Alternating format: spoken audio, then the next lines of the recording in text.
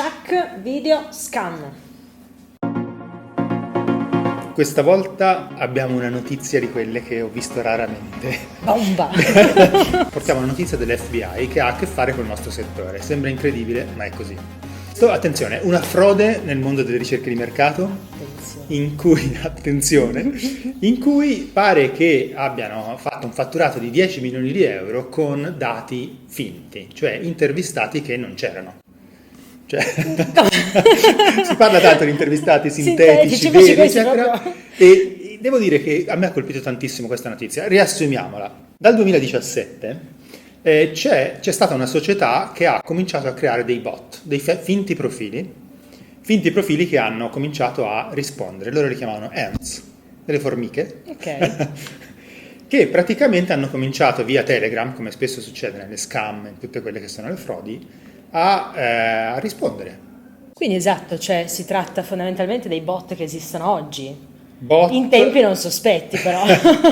in America usare VPN, truccare l'IP, fare una serie di procedure era ancora più facile rispetto che da noi. Sono stati creati dei software in cui sostanzialmente era possibile per questi intervistati fornire tantissime risposte, quindi decine, centinaia, migliaia di risposte, e addirittura i software avevano modo di rispondere a risposte chiuse e fornendo risposte nei tempi anche non tutte insieme, quindi facendo attenzione a non destare sospetti. Si umanizzavano fondamentalmente, seguivano un po' il ritmo delle Esatto. persone, ecco. E attenzione, perché questa cosa è successa anche grazie negli ultimi anni alle AI. Certo. Fantomatiche AI di cui parliamo tanto, che ha permesso a questi bot, a questi software, di rispondere anche alle domande aperte. Incredibile.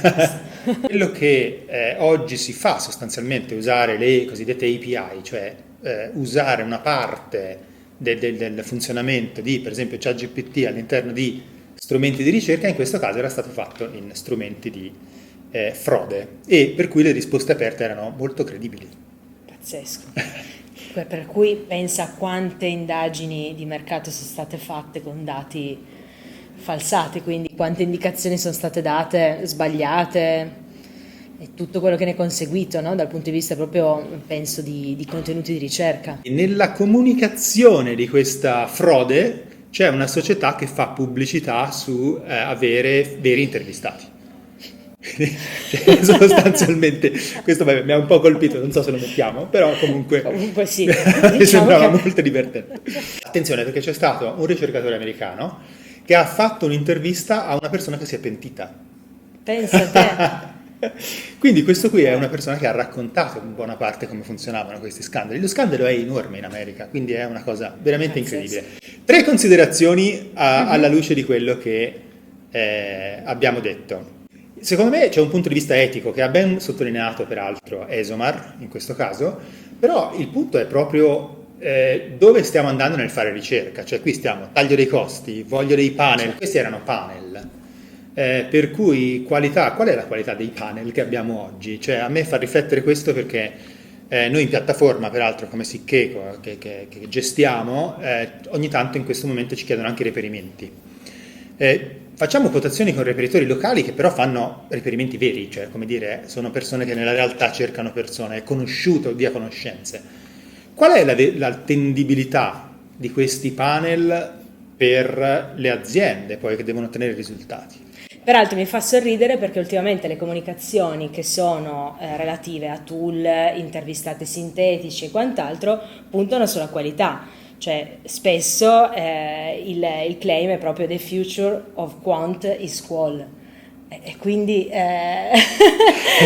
incredibile, Basta no? che non siano bot che rispondono alle Esatto. aperte. Secondo punto, niente di nuovo, nel senso che forse negli ultimi anni ci siamo abituati a vedere crollare, no? delle figure, delle personalità importanti che hanno costruito la loro immagine su quanti erano i loro follower, quanti fossero insomma gli ammiratori, no? Al di là anche dei social, quanto avessero una personalità sinceramente apprezzata, e invece sono stati appunto Sì, poi sì. traditi da indagini, inchieste varie che hanno dimostrato quanti poi fossero anche Sì, che poi follower non è mai acquistati. così chiaro perché ci sono follower Esatto. dormienti, ci sono tutta una Sì. serie di cose, però è anche vero che se ne parla tanto, no? Su Eh sì, Instagram in particolare. ormai Saluto Alex, che è una persona che conosce benissimo queste dinamiche, anzi lavorava in particolare su questo, poi ora fa leggermente cose diverse, però assolutamente scandali legati al numero di follower. sì.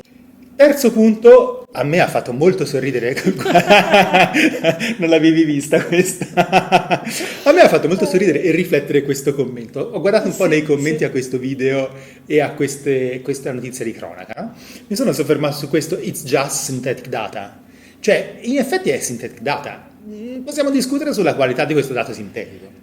Per carità, perché magari in questo caso esatto non era stato esplicitato. La differenza è che adesso si esplicita che quel dato è sintetico, è detratto, insomma, da intelligenza artificiale e quant'altro, però effettivamente probabilmente l'origine dei dati e la attendibilità è la stessa. Chiaro che è una frode e soprattutto è chiaro che magari qui, nonostante fosse risposte basate su probabilmente ChatGPT, però in realtà erano anche risposte per fatturare, cioè neanche con una qualità, immagino, così alta.